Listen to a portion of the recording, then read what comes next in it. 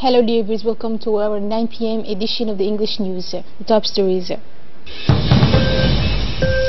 training for the staff of the CNSS on the first aid. In Italy, the Italians head to the polls.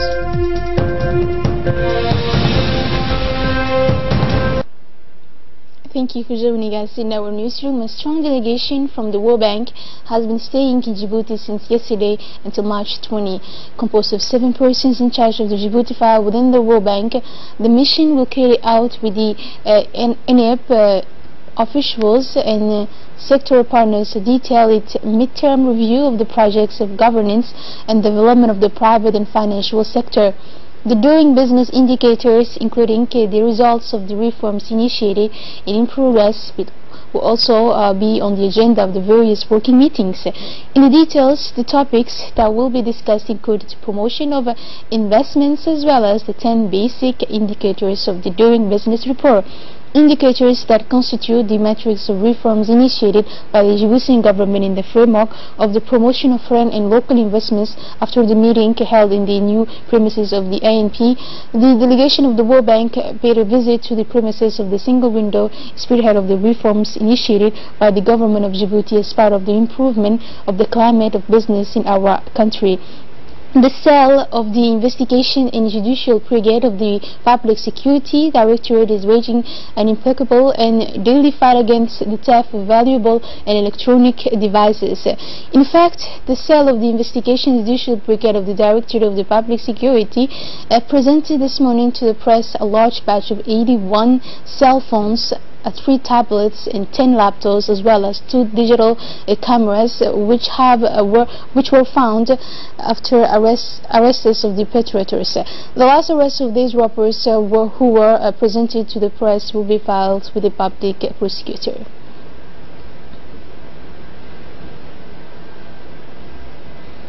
The Director General of the CNSS, the National Social Security Fund, Mr. Hassan Boubliabsiye, this morning launched a training on the first aid gestures provided by the Canadian Parliament for the employees of the CNSS. By welcoming these paramedical volunteers, the Director General of the CNSS emphasized that this training is of paramount importance because it allows with simple gestures to save lives. Simple actions that are crucial to rescue, for example, a person who suffered a cardiac arrest, whose first minutes are crucial to the survival of the victim. At the end of this training, also the case of suffocation and the ways and means of being able to dislodge a food obstruction in the respiratory tracts of a child or an adult person. Nearly 200 CNSS employees benefit from this training. The Secretary General of the MENFA, Mr. Mohammed Abdullah Mahyoub, led this morning the work of a preparatory meeting of a sports school championship for the 2017-2018 season. The meeting took place in the presence of many executives and MENFA officials. It must be said that this year sports and cultural activities will start Friday, March 9, 2018 in the various sites of the Cairo for the disciplines such as football, basketball, handball and athletics.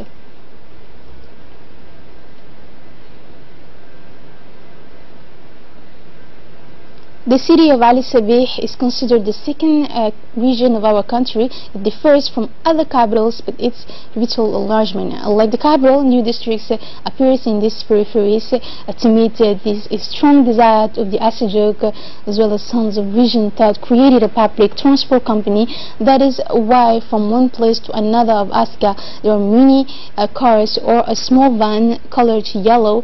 And this sounds like a proof of the birth of a private public transport or the satisfaction of a real popular necessity that also looks like a real opportunity for more job creation. It travels from morning to night at the main arteries of the city. It claims the sum of 50 franc Djibouti or 100 franc depending on the distance traveled. Mr. Faisal Jama, the owner of the Shark and Pen factory, aims this time to create a private public transport company. Today's editorial magazine takes us to the beautiful city of Arta that will soon be paired with the Harar city of Ethiopia. 349 kilometers separates the two cities. The two cities are very similar, both of them literally on mountains. They are prized for their mild climate but also for the tourism. Located east of Ethiopia, the city of Harar is an ancient city since 2006. It has been declared a World Heritage Site by UNESCO. It's the same year that the rapprochement between its two cities begins. And it is October 2017 that a delegation headed by the governor of the city of Harar, Murad Abdul Hadi, visited the city of Arta. The delegation was welcomed by the prefect of the region of Arta, Abdullahi Dirar Okie. The two men laid the first stone of the future center called Harar House on an area of 5,000 square meters. The center is intended for the promotion of the culture of the two nations through the twinning of the two cities. Our team of reporters filmed the flour production unit in Djibouti. Nesma is the name of the flour production or factory in Djibouti since January 2013 and located at PK13. This plant, the first of its kind in the Republic of Djibouti, produces several types of flour in good quality as well. It must be said that this factory was able to get out of unemployment about 20 employees, whether it works in 2 steps or 2 shifts. It should also be noted that Nesma Flour Factory has a production capacity of 200 tons of flour per day.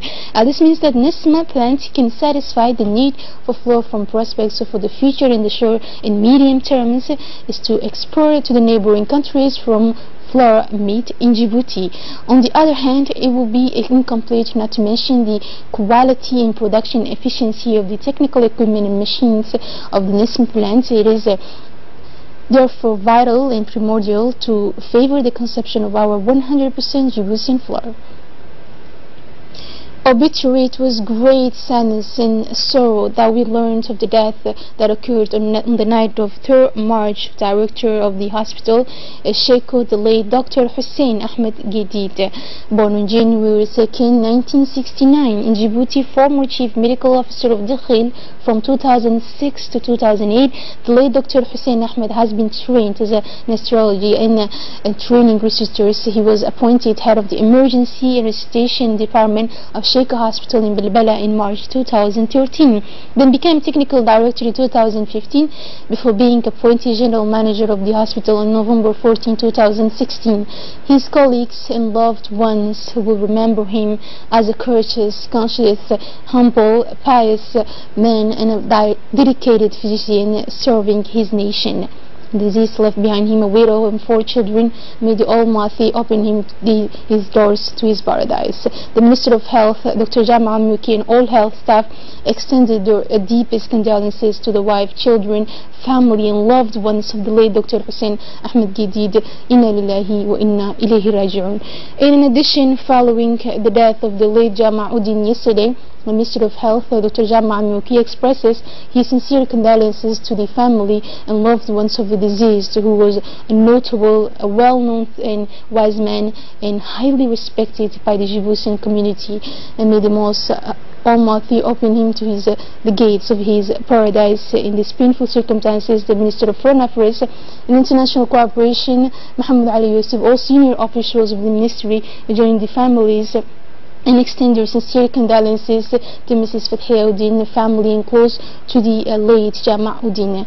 And to close up this edition with, Italians are headed to the polls. They renewed their parliament, but the emergence of a clear majority is far from over. It is a D-Day for some 46 million Italian voters who began voting to elect deputies and senators, while the center-right coalition of 4 parties, including the far right, is favored. 1/3 of respondents said they were undecided in the latest polls. Many Italians say they are so disappointed by a campaign in which the forces in attendance have rivaled unrealistic promises. In Italy, currently dominated by the center-left, not sure that the big bank is immediate because a solid majority will be difficult to obtain because of a complex electoral system. That means 40 to 45% of the seats, which will not necessarily require alliances. And that's all for this news. Thank you for joining us on RTD and have a good night.